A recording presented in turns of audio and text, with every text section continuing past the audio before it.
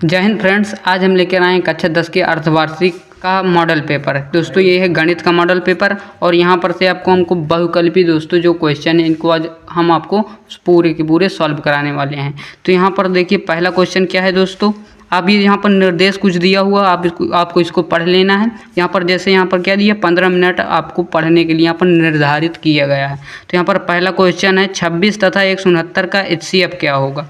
तो आप यहाँ पर 26 के फैक्टर करेंगे और 169 के फैक्टर करेंगे।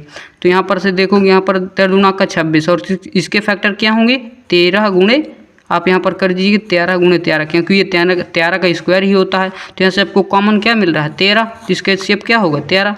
ऑप्शन नंबर डी करेक्ट हो जाएगा। क्वेश्चन नंबर 2 है 1 से 10 तक की संख्याओं में से सभी संख्याओं से विभाज्य न्यूनतम संख्या है, तो इसका राइट आंसर क्या होगा option number D 25 20। Question number 3 है दोस्तों, निम्नलिखित में कौन सी संख्या का दशमलव प्रसार शांत है। दोस्तों शांत का मतलब होता है निश्चित रूप से जो हमारी संख्या कट जाए डिवाइड हो जाए। तो आप इस सब ऑप्शन को आप डिवाइड करेंगे तो आपको पता चल जाएगा कौन सी। हम जैसे यहाँ पर 17/8 को डिवाइड करेंगे तो आपको क्या मिलेगा यहाँ पर 2.125 के आसपास ये संख्या डिवाइड हो जाएगी पूरी तरह से। तो ये क्या है आपकी शांत है। दोस्तों ऑप्शन नंबर बी करेक्ट हो जाएगा इसका। अब देखो यहाँ पर रैखिक बहुपद की घात होती है, तो रैखिक बहुपद की घात क्या होती है, तो इसका दोस्तों सही आंसर है ऑप्शन नंबर ए 1 हो जाएगा। दोस्तों क्वेश्चन नंबर 6 है दोस्तों, सी के किस मान के लिए समीकरण युग्म ये दोस्तों आपके समीकरण युग्म है, इनमें के अपरिमित रूप से अनेक हल हैं। तो इसका राइट आंसर क्या होगा समीकरण 1 3 इसका करेक्ट आंसर हो जाएगा। क्वेश्चन नंबर 7 है दोस्तों,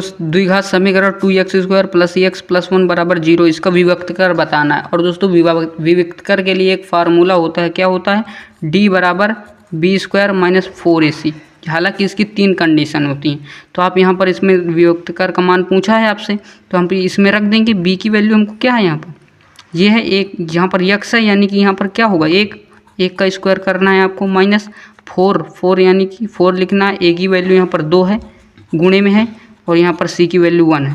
अब यहाँ पर करेंगे 1 का स्क्वायर 1 आएगा आपका और यहाँ पर -4 दूनी 8 8 एकम 8 यानी कि 8 आएगा। अब ये 1 - 8 क्या हो जाएगा आपका -7, लेकिन ऑप्शन में नहीं है, लेकिन यहाँ पर प्लस का 7 है, यहाँ पर आप माइनस का 7 करेक्ट आंसर है। दोस्तों ऑप्शन गलत है, लेकिन आप यही ऑप्शन बी सही करिएगा। दोस्तों क्वेश्चन नंबर 8 देखिए।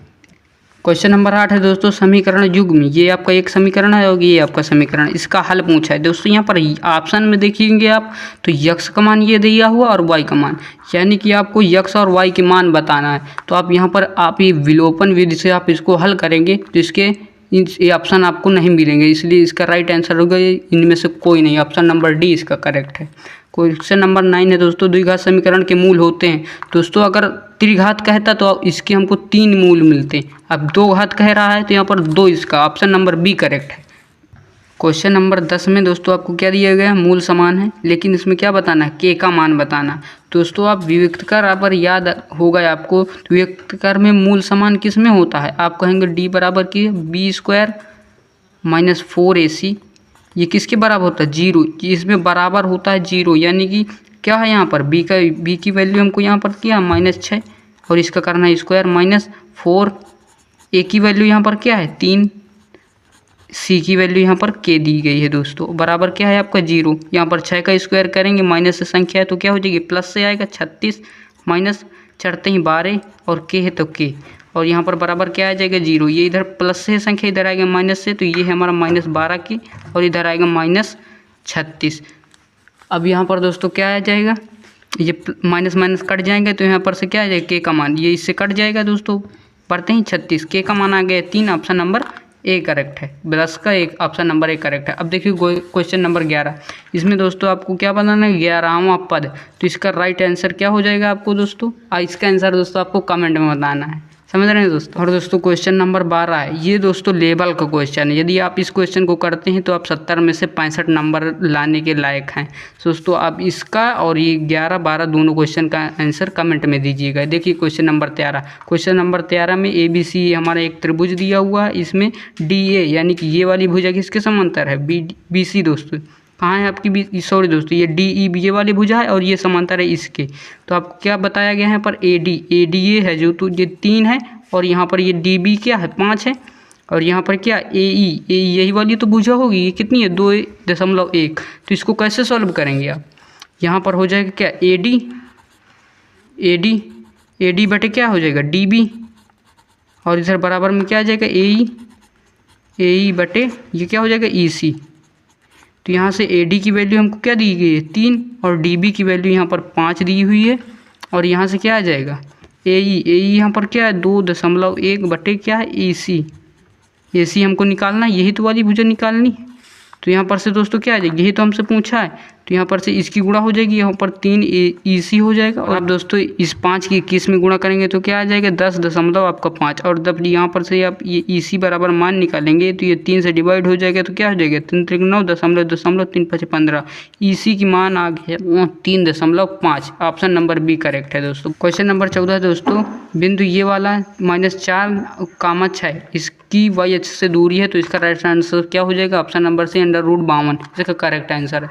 और दोस्तों यहाँ पर क्वेश्चन नंबर 15 tan थीटा 3/4 है, तो आपको किसका मान बताना है, साइन का मान बताना है। यहाँ पर tan थीटा दोस्तों आपको 3/4 देना हुआ है, यानी कि इसका मतलब क्या है, tan थीटा का मतलब क्या है, ये आपको दिया हुआ लंब और ये क्या है आपका आधार, ये दी हुई है, लेकिन आपको कर्ण नहीं पता है, तो आप पाइथागोरस थ्योरम से पता कर सकते हैं। तो इसका क्या हो जाएगा, इसका कर्ण जो आ जाएगा वो आपका 5 आ जाएगा, समझ रहे हैं, पाइथागोरस थ्योरम से आप निकाल लीजिएगा।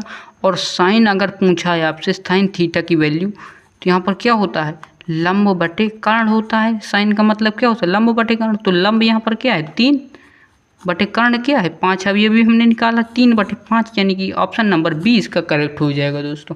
अब दोस्तों क्वेश्चन नंबर 16 देखिए, साइन 45 का मान बताना है। तो साइन 45 को आपको वो सारणी याद होगी जिस त्रिकोणमितीय अनुपात वाली, उसी से ये क्वेश्चन आया हुआ है। साइन 45 का मान क्या हो जाएगा 1/√2, ऑप्शन नंबर सी इसका करेक्ट है। क्वेश्चन नंबर 17 देखिए दोस्तों, क्वेश्चन नंबर 17 क्या है, साइन 90 - थीटा का मान बताएं, यानी कि किसके बराबर होता है, तो यहाँ पर क्या हो जाता है कॉस थीटा, यही तो होता है। अगर यहाँ पर पूछ लिया जाता है कॉस 90 - थीटा का मान क्या होगा, तो साइन थीटा हो जाता, समझ रहे हैं दोस्तों, ऑप्शन नंबर ए इसका करेक्ट है।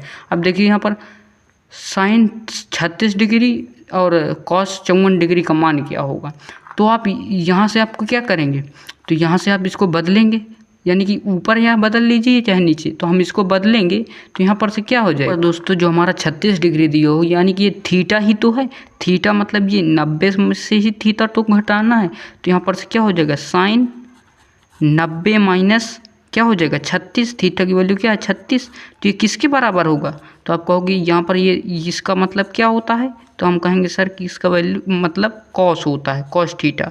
तो यानी कि कॉस थीटा यानी कि 90 में से 36 घटाएंगे तो क्या मिलेगा आपको 54 मिलेगा, और इसके बटे में हमको क्या दिया हुआ है कॉस 54, और इससे आप इसको डिवाइड करेंगे क्या मिलेगा 1, ऑप्शन नंबर ए इसको करेक्ट आंसर है दोस्तों। अब देखिए क्वेश्चन नंबर 19 दोस्तों, ये क्या है 1 + tan² a का मान बताना है। तो ये आपको दोस्तों ये सूत्र होता है, क्या होता है सूत्र आपको याद रखना है, यहाँ पर आप देख लीजिए sec² a